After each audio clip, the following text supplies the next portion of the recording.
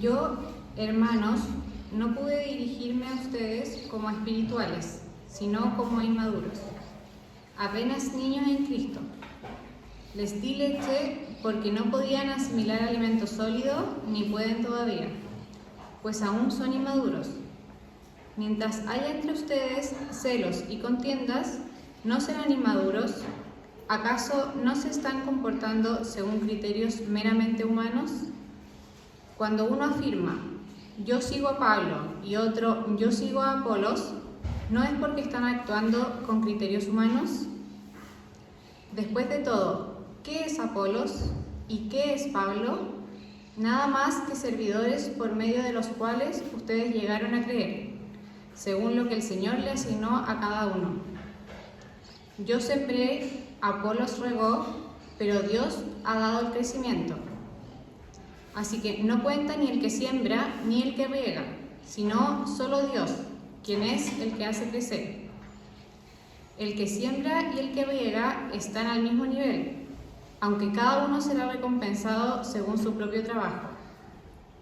En efecto, nosotros somos colaboradores al servicio de Dios, y ustedes son el campo de cultivo de Dios, son el edificio de Dios.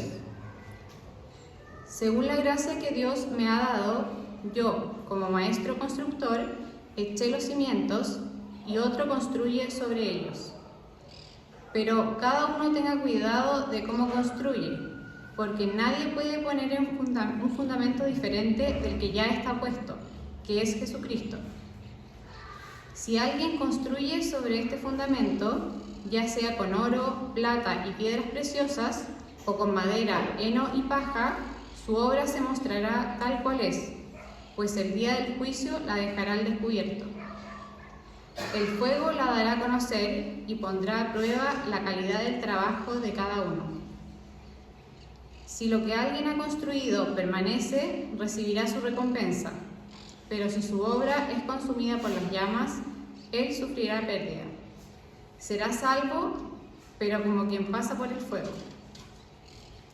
¿No saben que ustedes son templo de Dios y que el Espíritu de Dios habita en ustedes? Si alguno destruye el templo de Dios, él mismo será destruido por Dios, porque el templo de Dios es sagrado y ustedes son ese templo. Que nadie se engañe.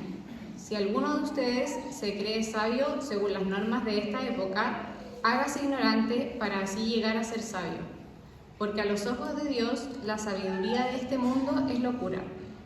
Como está escrito, Él atrapa a los sabios en su propia astucia. Y también dice, el Señor conoce los pensamientos de los sabios y sabe que son absurdos. Por lo tanto, que nadie base su orgullo en el hombre.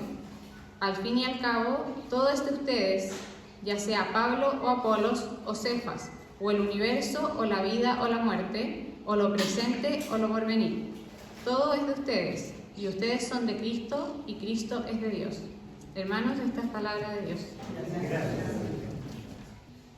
Cuando faltaban solo unas semanas para casarme, hace 7 años y un poco más, tuve la última gran pelea con mi papá.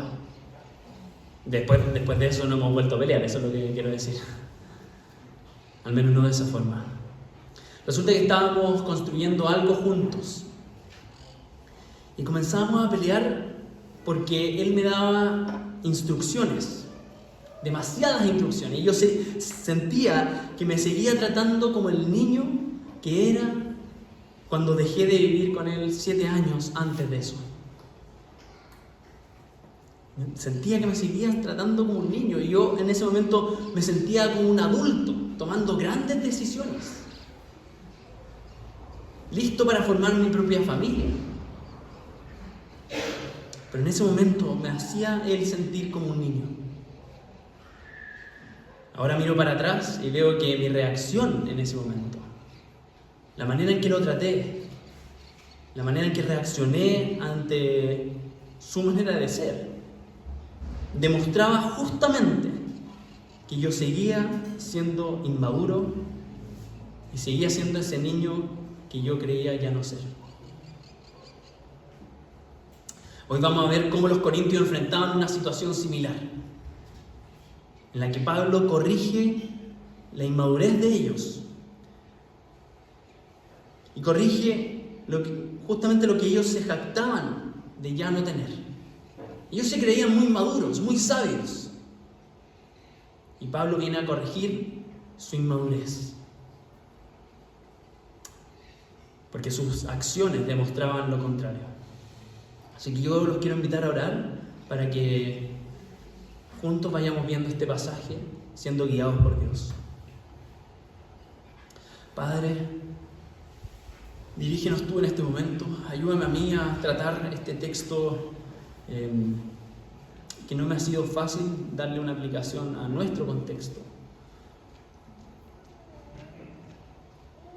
Danos a todo entendimiento y sobre todo ilumina en nuestras vidas y en nuestra vida como iglesia donde este pasaje está para corregirnos. Si hay algo que no hemos visto en el pasado o algo que está presente y no somos capaces de ver, que sea hoy tu palabra la que ilumina eso para que también tu Santo Espíritu lo limpie. Y también protégenos con este sermón para el futuro. En el nombre de Jesús. Amén. Peleas peligrosas. De eso vamos a estar hablando hoy día. Uno de los problemas que tenían los corintios, como veíamos la semana pasada, es que se confiaban demasiado en su propia sabiduría humana. Y con eso también buscaban, por todos los medios, alcanzar más honor por medio de esa sabiduría. Queremos más sabiduría porque la sabiduría era valorada en su contexto. Y si la tenían, ellos subían peldaños en la sociedad. Pero en el capítulo anterior vimos cómo Pablo se encargó de destruir esas ideas. Con frases como: la locura de Dios es más sabia que la sabiduría humana. Y la debilidad de Dios es más fuerte que la fuerza humana. Más adelante también, el capítulo 2 dice: yo mismo, hermanos, cuando fui a anunciarles el testimonio de Dios, no lo hice con gran elocuencia y sabiduría. Me propuse más bien, estando entre ustedes, no saber de cosa alguna, excepto de Jesucristo y de este crucificado. Tira por el suelo sus ideas de lo que es la sabiduría y del valor que tiene a lo de la sabiduría humana. Y ahora en los versos 1 al 4 les dice: ustedes que se creen tan sabios, la verdad es que no lo son. De hecho, cuando estuve con ustedes no pude hablarles con profundidad y explicarles las verdades espirituales, porque ustedes no eran espirituales como creían serlo. No se dejaban gobernar por el Espíritu Santo. Eran inmaduros. Eran como niños. ¿Se acuerdan de la historia que les conté al principio? ¿Cómo se habrán sentido diciendo: antes eran como niños? Por eso no les hablé las cosas más profundas. Y el problema es que siguen siendo así. Siguen siendo como niños, siguen siendo dominados por su naturaleza pecaminosa, les dice. Siguen siendo dominados por eso en vez de ser gobernados por el Espíritu Santo. ¿Saben? Mi escritorio en mi casa está mirando hacia el living. Es decir, mi silla da la espalda hacia la muralla. Después estoy yo.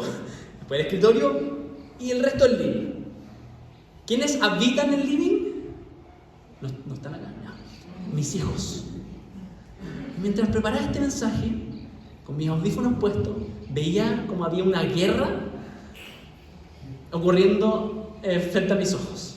Y esto no fue solo esta semana, era como, ¿cierto? Todos los niños son así. ¿O no? Estaban peleando.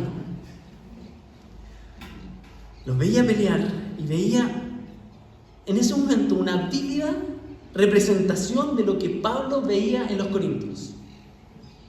Pelea de cabros chicos. Una inmadurez espiritual, veía Pablo, que quedaba demostrada con sus peleas de niños. Hablando mal de los otros, con sus celos. Hablando mal y discutiendo sobre qué líder es mejor que el otro.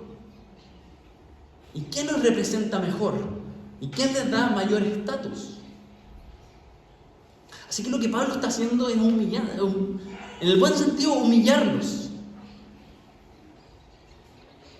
Los humilla con lo que les está diciendo, porque les aprieta justo donde más les duele. Los trata de inmaduros, de personas sin sabiduría. Ellos que tanto se jactaban de tener esta sabiduría, de ser conocedores de tantas cosas, les dice: ustedes no saben nada, son unos inmaduros, y yo no pude contarles, y aún no puedo contarles las cosas más profundas porque no las van a entender. Siguen siendo como niños. En 3 años no han madurado lo suficiente. Y eso queda en evidencia, no en sus conocimientos, sino en su comportamiento. Un comportamiento mundano. Se comportan como los demás se comportan. Tienen conflictos por cosas sin sentido. ¿Ustedes piensan en eso cuando hablamos de inmadurez espiritual? No, es que ese hermano es inmaduro en la fe o en el espíritu. ¿Se nos viene solamente estas cosas? Quizás asociamos la inmadurez espiritual con cosas como la falta de conocimiento o decisiones poco sabias, una vida desordenada, inmoralidad.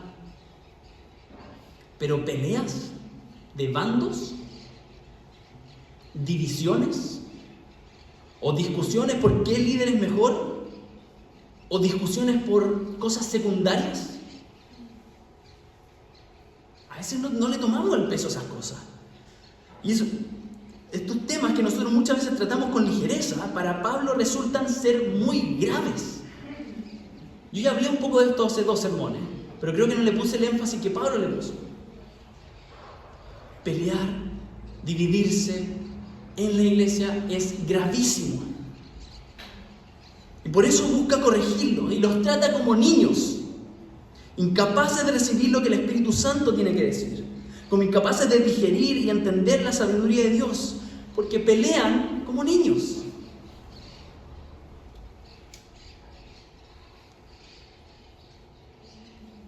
Creo no ver esto en nuestra iglesia. No lo veo a simple vista.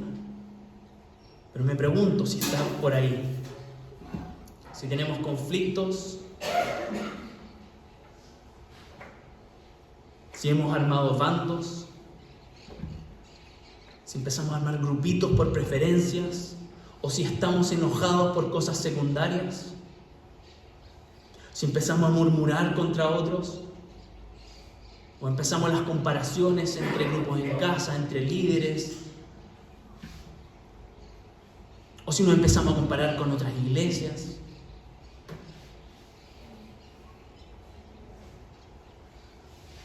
También me pregunto si es que estamos en una posición en que creemos que somos muy maduros.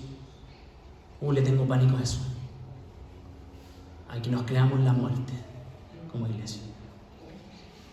Porque sí, tenemos muchas cosas muy lindas. Nos creamos maduros, que estamos listos, que hemos avanzado harto. Pero que nuestros actos, que nuestra manera de mirar al otro, que nuestra manera de relacionarnos unos con otros muestren que aún somos niños. O que si hemos llegado a tal punto de adquirir una actitud de orgullo, que si nos dicen Iglesia Cristo Redentor Ñuñoa se están comportando como niños, nos ofendamos. Porque no, si nosotros somos la iglesia madura, vamos a cumplir 15 años y Dios ha sido tan generoso con nosotros y mira cómo funcionamos y nos queremos y somos una gran familia y tenemos misión, visión y buenas finanzas, etc. Buena enseñanza, creo. Nos podemos enorgullecer y cuando nos vengan a corregir, o me toque a mí corregir o a alguien desde la palabra de Dios y nos ofendamos, tengo miedo de que lleguemos a eso. Para Pablo, las peleas entre los corintios no tenían sentido. Eran peleas sin sentido. Como cuando los niños pelean por un juguete que ninguno estaba usando. Y uno dice, pero si estaban tan bien, ¿por qué están peleando por eso que tú no los estabas usando? Deja que lo use. No tiene sentido que peleen por eso. Eso es lo que Pablo está diciendo. No vale la pena pelear por qué líder es más popular o qué grupo es más sabio. Porque Pablo, Apolos, Pedro o quien sea son solo servidores, siervos, esclavos de Dios, esclavos del Evangelio. Miren el verso 5. Después de todo, ¿qué es Apolos y qué es Pablo? Nada más que servidores, por medio de los cuales ustedes llegaron a creer, según lo que el Señor le asignó a cada uno de estos líderes. Cada uno de estos líderes tuvo distintas funciones, ni una más importante que la otra. Porque finalmente el desarrollo de la iglesia siempre ha dependido ¿de quién? De Dios. Así que Pablo empieza a utilizar cambia la metáfora, ya no hablando de una mamá con su hijo, niños que reciben leche, cambia la metáfora y empieza a hablar en términos agrícolas. Y les dice, versos 6 al 9, yo sembré, Apolos regó, pero Dios ha dado el crecimiento. Así que no cuenta el que siembra ni el que riega, sino solo Dios, quien es el que hace crecer. El que siembra y el que riega están al mismo nivel, aunque cada uno será recompensado según su propio trabajo. En efecto, nosotros somos colaboradores al servicio de Dios. Y ustedes, le dice a los corintios, son el campo de cultivo de Dios. Así que la pelea no tiene sentido. ¿Por qué abanderizarse por uno o por el otro? Si ni siquiera los líderes se peleaban entre ellos. Pablo no estaba peleado con Apolos, hasta donde yo sé.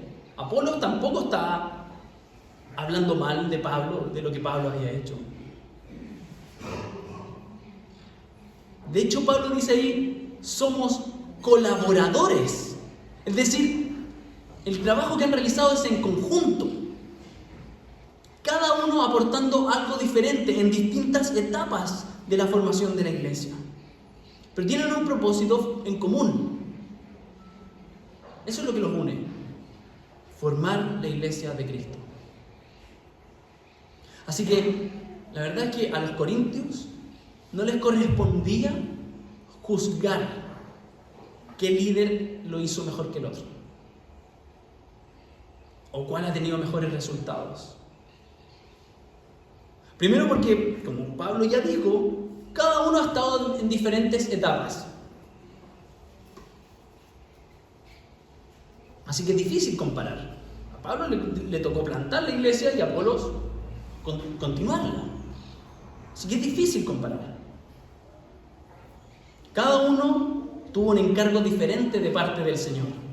Y segundo, y creo que más importante, es que al que le corresponde juzgar quién hizo bien o cuán bien o quién hizo mal, a Dios le corresponde juzgar el trabajo de Pablo, de Apolos y de cualquier otro que haya aportado a la edificación de la iglesia.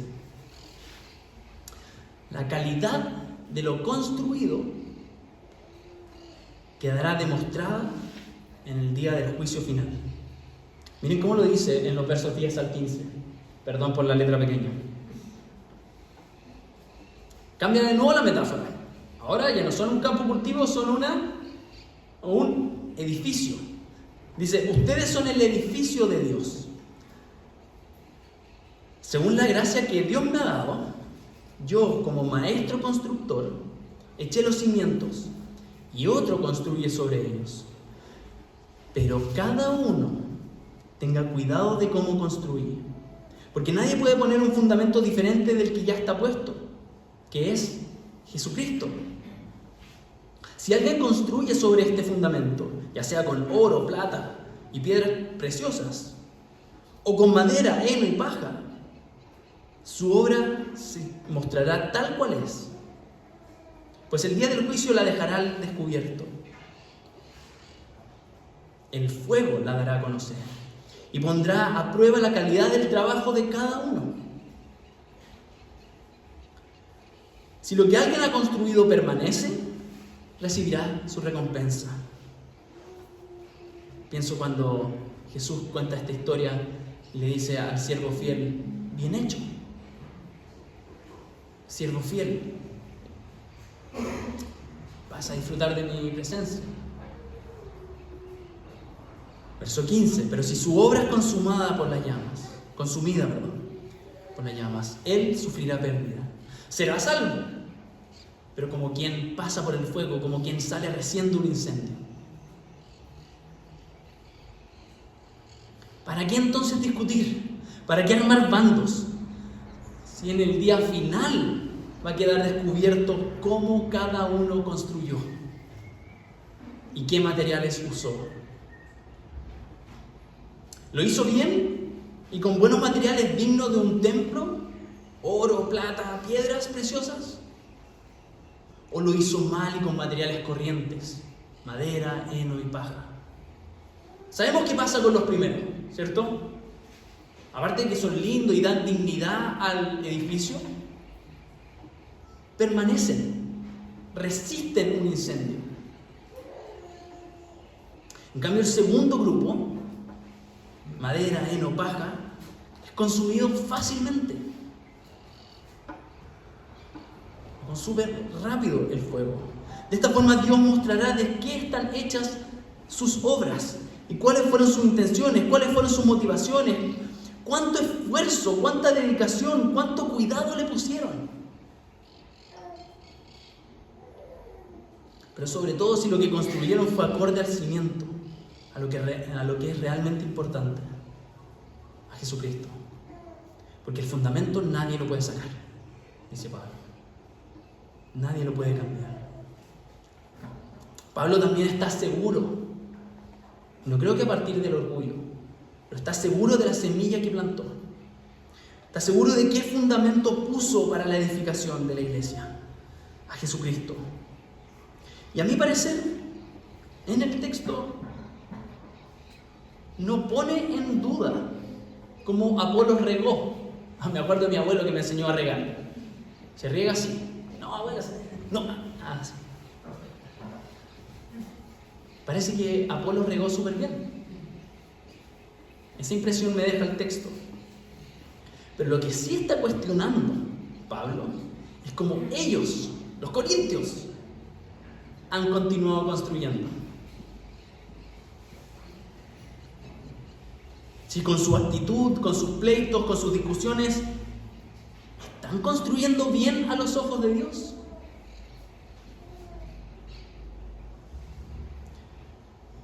Creo que como cristianos nos hemos desgastado mucho o demasiado en competir,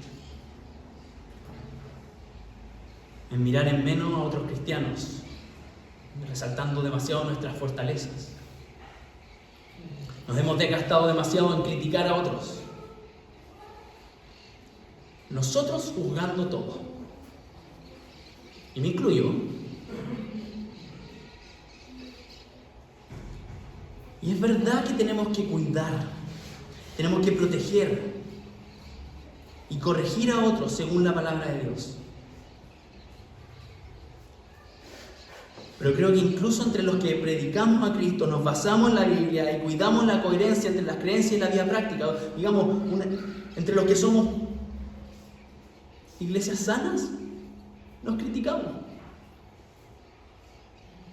Discutimos, peleamos sin sentido.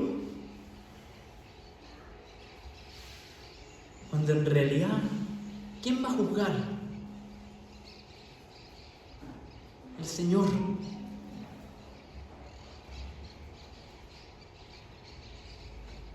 Él va a juzgar lo que hayamos hecho, cómo lo hicimos y con qué lo hicimos. Y eso va a quedar en evidencia en el día del juicio final.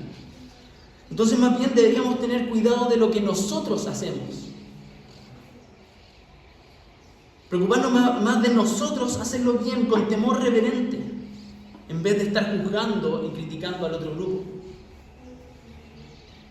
Me acuerdo de la parábola de Jesús. No sé si es una parábola, pero antes de quitar la astilla en el ojo ajeno, antes de querer ayudar a tu hermano, a la persona que está al lado, ayudarle a sacar la astilla, arregla tu propia vista, saca la viga que tienes. ¿Cómo vas a ayudar a otro? ¿Cómo vas a corregir a otro si no estás preocupado de primero arreglarte a ti mismo? ¿Cómo vamos a andar criticando a otra iglesia, a nuestro hermano, si no lo hacemos primero con nosotros? Nosotros tenemos que tener temor del Señor y tratar de hacerlo lo mejor posible para que seamos recompensados en el día final y no pasar por o salir de esto como quien sale de un incendio. Lo mismo dentro de nuestra propia iglesia. Creo que debemos preocuparnos unos por otros, corregirnos mutuamente, pero antes de condenar al otro, criticar a medio mundo y menospreciar a otros, debemos preocuparnos de cómo cada uno de nosotros está construyendo. ¿Qué estamos aportando para la edificación de la iglesia? Para recibir, como dije, la recompensa en el día final. Pero no solamente es no critico a nadie, sino que es valorar el trabajo de otros, el aporte de otros, porque cada uno tiene distintas funciones en distintas etapas de la construcción. Por favor, todo lo que estoy diciendo, tómenlo lo mejor posible. Me cuesta, como creo que es algo que no se ve a simple vista en esta iglesia, me cuesta apuntarle así como al...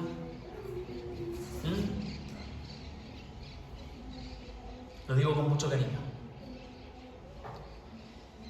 Porque este edificio,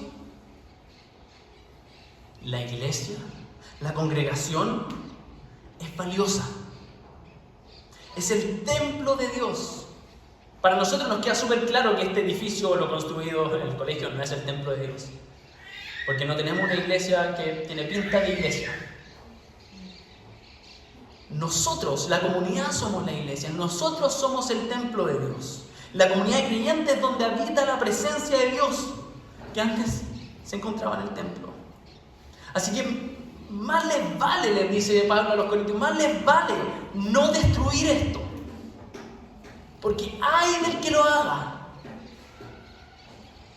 Miren cómo lo dicen los versos 16 al 17. ¿No saben que ustedes son templo de Dios y que el Espíritu de Dios habita en ustedes, digamos, entre ustedes? Si alguno destruye el templo de Dios, él mismo será destruido por Dios. Porque el templo de Dios es sagrado y ustedes son ese templo. ¿Cierto? Yo he estado hablando de estas peleas como en términos de pelea de niños, peleas sin sentidos. Pero ¿qué pasa cuando una pelea de niños ocurre cuando hay un arma en la habitación? Puede terminar muy mal. Puede destruir todo.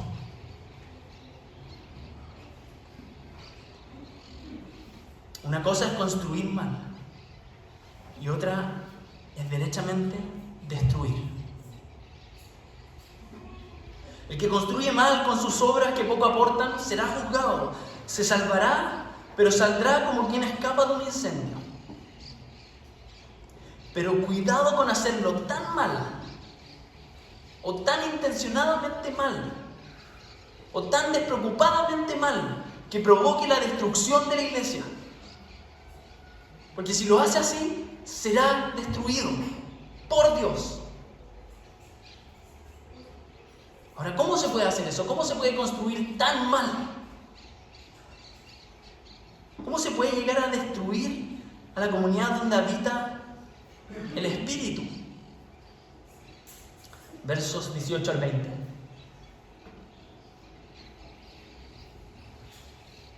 Creyéndose sabios, según los criterios de este mundo, buscando la sabiduría fuera de Dios. No buscando la sabiduría de Dios, sino buscando otras sabidurías. Autopromocionándose. O identificándose por un líder, según su popularidad. Y buscando en eso un beneficio propio. No, es que yo fui enseñado por el mismísimo, no se me ocurre ningún nombre porque no me atrevo, pero por el mismísimo. ¿Para qué digo eso? ¿Para qué digo quién me enseñó? ¿O quién en la iglesia en la que yo estuve? Estuve en la iglesia para beneficio propio, pero el que se enorgullece termino siendo yo. Podemos destruir la iglesia formando bandos que atacan y menosprecian a otros. Podemos destruir la iglesia si nos dedicamos a discutir por cosas secundarias que llevan a la división. Y vuelvo a hacer esta distinción entre corregir, cuidar, que es una labor que todos tenemos y sobre todo yo tengo, a la de querer destruir a punta de críticas y provocando divisiones. Por eso Pablo les dice, versos 21 al 23, por lo tanto, que nadie base su orgullo en el hombre. Al fin y al cabo, todo es de ustedes. Ya sea Pablo, o Apolos, o Cefas, o el universo, o la vida, o la muerte, o lo presente, o lo porvenir. Todo es de ustedes. Y ustedes son de Cristo, y Cristo es de Dios. Así que no destruyan la iglesia dividiéndola con su sentido de pertenencia a cosas secundarias, como aquel líder admiran.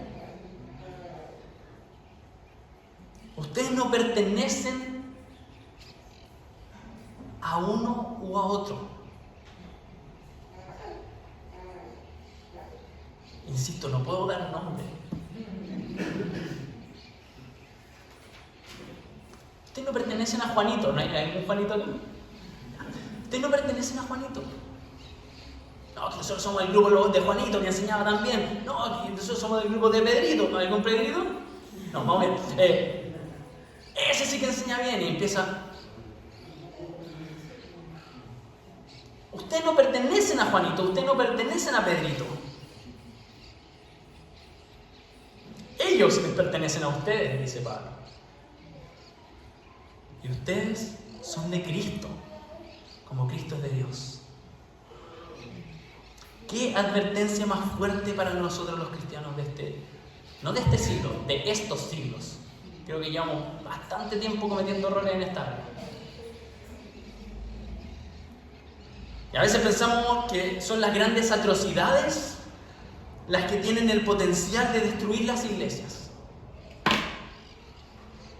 Pero vemos que son estas peleas de niños, estas peleas sin sentido, las que pueden ser realmente peligrosas.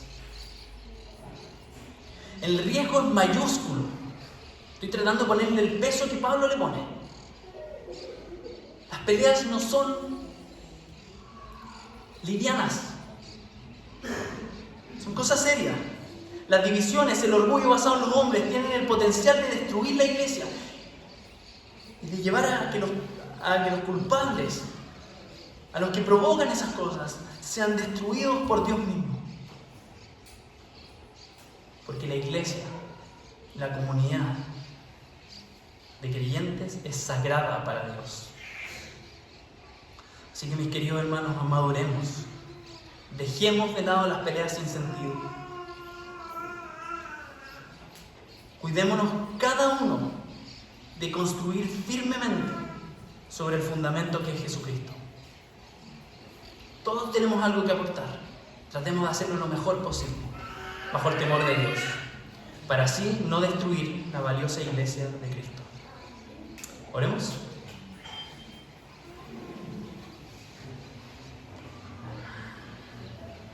Padre, protégenos.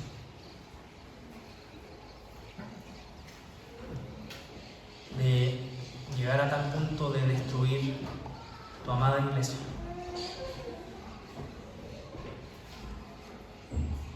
Ayúdanos a construir cada uno desde sus habilidades, desde el momento que le toca, a cada uno hacerlo de la mejor manera. Por favor, llévanos a la madurez, para que podamos conocerte más y disfrutar de ti y disfrutar de la comunidad que tú nos has dado. En el nombre de Jesús. Amén.